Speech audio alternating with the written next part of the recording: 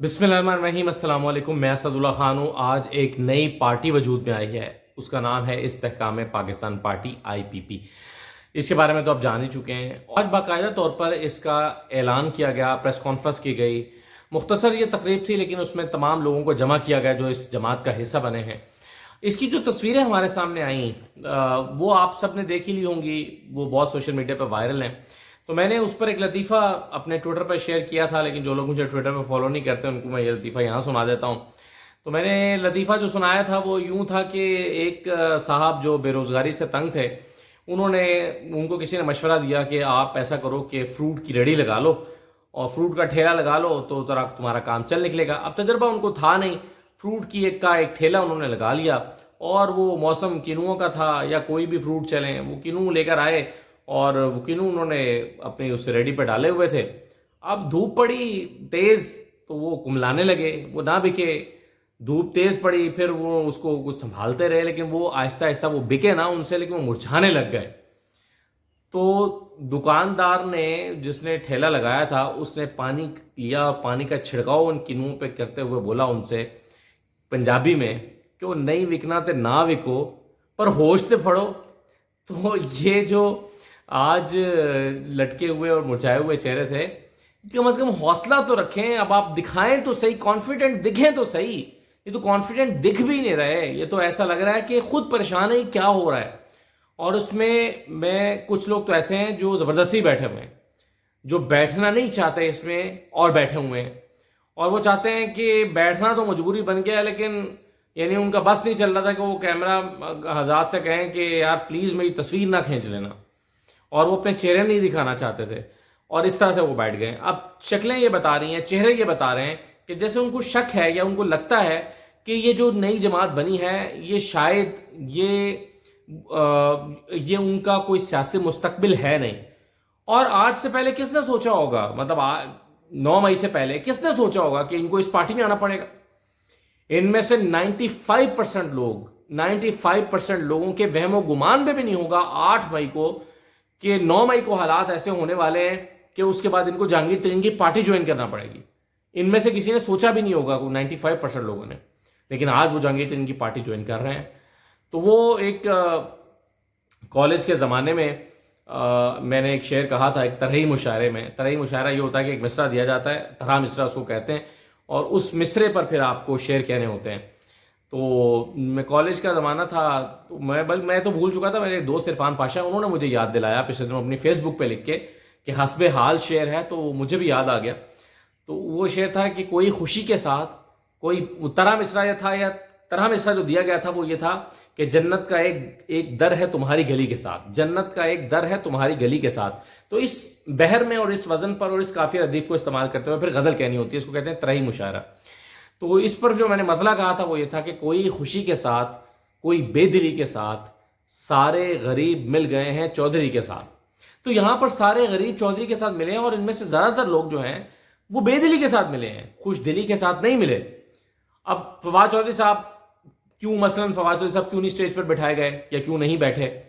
تو میری معلومات کے مطابق تو فواد چودھری صاحب جو ہیں وہ انہوں نے خود یہ کہا کہ میں اسٹیج پر نہیں بیٹھنا چاہتا، میں پیچھے ہی ٹھیک ہوں، اور انہوں نے ریکویسٹ کر کے وہ پیچھے بیٹھے، اور ان کی بھی اس میں کوشش یہ تھی کہ وہ لائم لائٹ میں نہ آئیں، وہ جو کیمرے ہیں اس کی توجہ کا مرکز نہ بنے، کیونکہ پہلے ہی شاید ان کو تنقید بھی ہو رہی ہے، شاید مخصوص قسم کے حالات ہیں جس کی وجہ سے ان کو یہ کرنا پڑا ہے، شاید وہ یہ نہیں کرنا چاہتے ہوں گے، شاید وہ کسی مجبوری کی وجہ سے کر رہے ہوں، کچھ بھی وجہ ہو سکتی ہے، مجھے نہیں پتا۔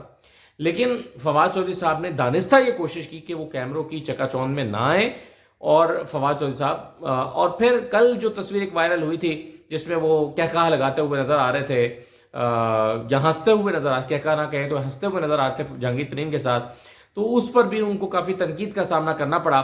تو آج انہوں نے یہ سوچا ہوگا کہ ایسی کوئی تصویر نہ نکل آئے جس پہ میرے فیس ایکسپریشن کے اوپر تبصرے کیے جائیں، تو انہوں نے اپنا چہرہ بھی اپنے ہاتھ سے ڈھانپ لیا تھا تاکہ ان کی فیس ایکسپریشن نوٹ نہ کیے جا سکیں، لیکن اس کے باوجود چہرہ ہاتھ سے ڈھانپنے والی تصویر خود ایک ایکسپریشن بن گئی، یعنی ہاتھ سے چہرہ ڈھانپنا خود ایک ایکسپریشن بن گیا، اور ان کی آج کی تصویر بھی وائرل ہو گئی، اور ہر کوئی اپنے اپنے انداز میں اس پہ تبصرہ کر رہا ہے فواد چودھری صاحب کی اس تصویر پر۔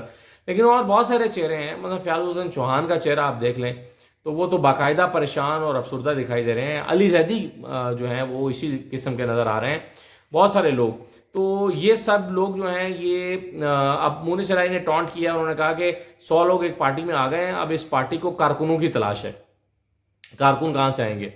تو اب ہر بندے کے اپنے حلقے میں تھوڑے بہت فالوورز تو ہوتے ہی ہیں، باقی پارٹی ہوتی ہے. تو اب یہ استحکام پارٹی جو ہے، استحکام پاکستان پارٹی، کیا یہ اس طرح کی عوامی پذیرائی حاصل کر پائے گی؟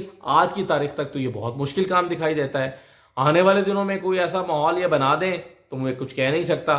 لیکن جہانگیر ترین صاحب نے یہ جو بات کی ہے نا کہ ہم دعووں پہ یقین نہیں کرتے، وعدوں پہ یقین نہیں کرتے، ہم عمل پہ یقین کرتے ہیں، تو اس سے مراد ان کی یہ ہے کہ کچھ پروپوزلز وہ سمجھتے ہیں کہ وہ آ کے امپلیمنٹ کریں گے، خاص طور پر ایگریکلچر کے حوالے سے.